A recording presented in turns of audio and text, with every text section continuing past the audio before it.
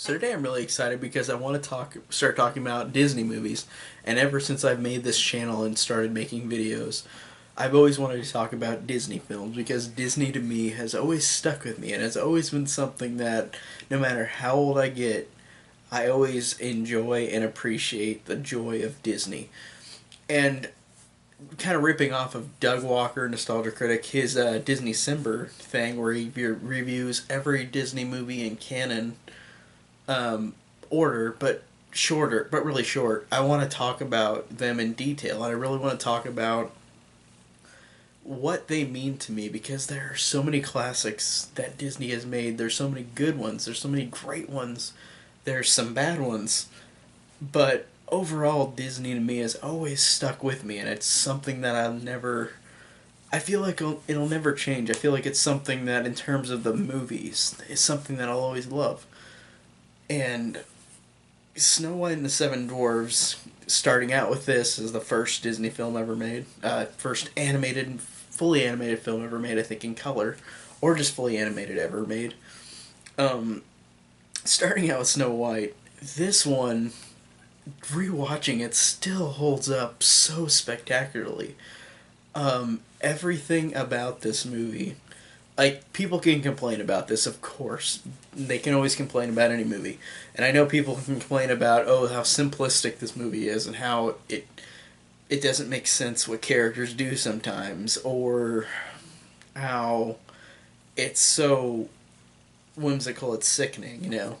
But for me, I feel like this, like The Wizard of Oz, which came out the year after this, are are still fantastic, timeless fantasy movies that have stood the test of time.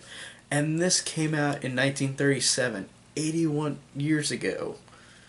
And it is still timeless, and it's still being watched by millions of people all the time. It's been, like every Disney movie, been reissued every couple of years, put out on Blu-ray, DVD, VHS. And Snow White and the Seven Dwarfs, to me, is one of the best Disney movies. I think that in the animated canon, this one is definitely one of the best. It is still held up. I think because it is so simplistic, though, like I said, people will argue that it's not good or argue that there's things bad about it. And I mean, I can have you let you have that opinion. That's fine. But for me, it's just the whimsiness really makes it so timeless and makes it so memorable and so rewatchable. I love how it starts out, and this is the first one, and they do this a million other times in other Disney movies, especially the ones with the princesses, where they have the opening of the storybook and they have the paragraph of what's going to happen in the movie. And I like that this opens up with saying that there's a wicked queen and there's Snow White, and the wicked queen has a mirror that says that she's the fairest of them all, the most beautiful. But I like how it says that the queen's beauty will eventually fade. So until that happens, Snow White is safe from the wicked queen's jealousy. And I like how the wicked queen is that literally that evil that she will just murder her, I think, stepdaughter just because she's more pretty than she is. I think that's really just interesting how evil of a villain that is, that she would just do it for that. I think that's pretty intense. Um, and I love how it opens up with this shot that's in Beauty and the Beast too, where it shows a castle and then zooms in on it, but the music is creepy and eerie, and it shows like a window, zooms into the window, it shows her, the wicked queen, talking to the mirror, and then the day has come where Snow White is declared the most fairest of them all. And I liked how it starts with that, and then it starts with Snow White. And I like how the song that she starts with, I think, is really good, um, where she meets the prince, and the prince thing is the thing that people complain about the most, that he's really not important at all. And I guess he isn't important besides the fact that he saves her at the end.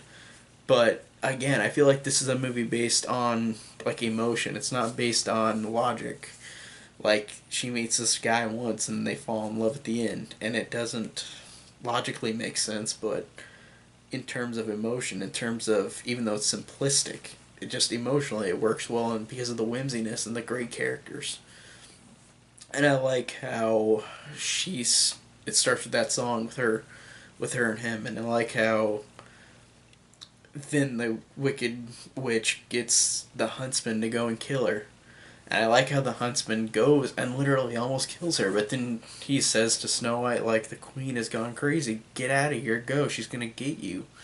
And I love this scene so much whenever Snow White, scared for her life, runs away into the woods. And the animation in this is some of the best in the movie, where she goes into the woods and is scared, and like she's scared of everything around her, so everything turns devilish and really creepy. Like all the trees start having faces, and like tree branches start grabbing her, and it doesn't look like they're literally grabbing her, it's just they're in the way and they're pulling on her dress. And then she sees all these things and they keep getting closer to her, and while she spins and gets dizzy, and like it the music builds and swells, and it is a fantastic scene. I think that that is really effective, and it's not even, it's just literally just seeing creepy looking faces, and it's really, really effective. I really like that a lot. And I like how then she goes to the cottage and meets the dwarves, and the dwarves all have a fun personality. All seven of them are all distinctly different from each other, and they're all funny and they're all interesting.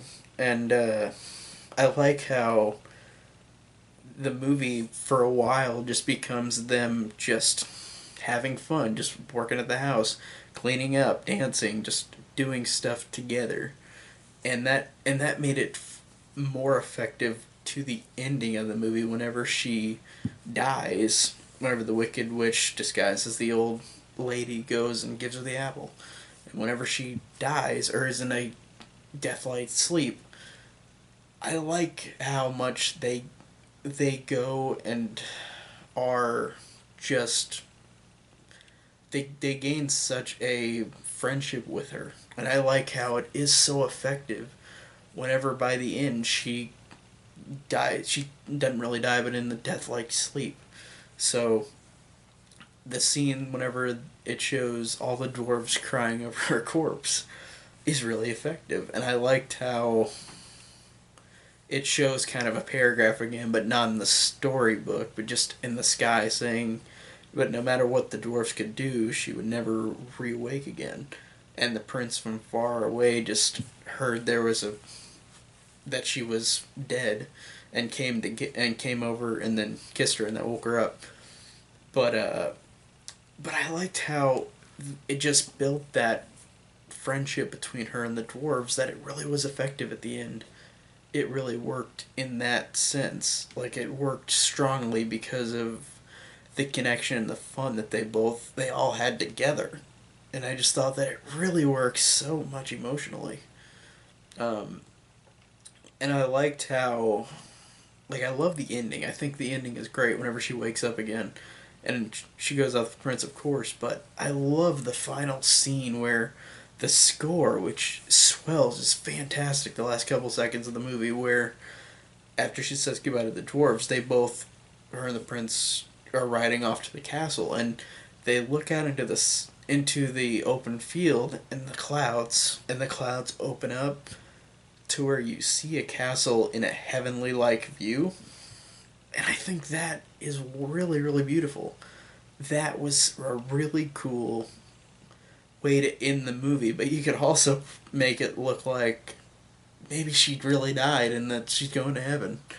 But, like, even though, of course, that's probably not the real intent, but I loved how it opened up to show that in a heavenly like image.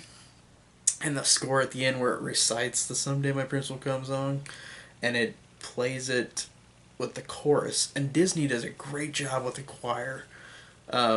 With the choir, they do like, most of these songs that they have in these movies with choir, like, it literally gives me goosebumps, because it's so effective in the score and how they perfect this music that drives your every emotion. And that scene at the end, whenever she leaves and they go to the castle, like, it works so well, just with the amazing, fantastic score.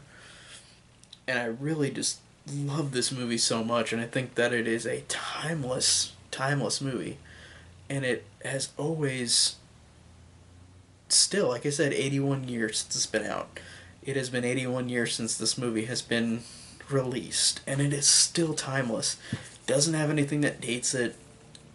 All of these characters are fun. They're all interesting. They build up really great to the end with these characters and their friendship. The queen is really evil and really wicked, and I love how she's animated. She's got a wicked smirk to her that she never smiles. And I thought she was a great villain, and I thought that the story was really great, even though it was a simplistic story based on emotion and not on logic. And a lot of people are going to argue about it because of that. But overall, I think this is truly one of Disney's best, and I really, really love it. It's definitely one of the best ones out there. Thanks, guys, so much for watching. Next Disney movie up will be Pinocchio. Thanks for watching.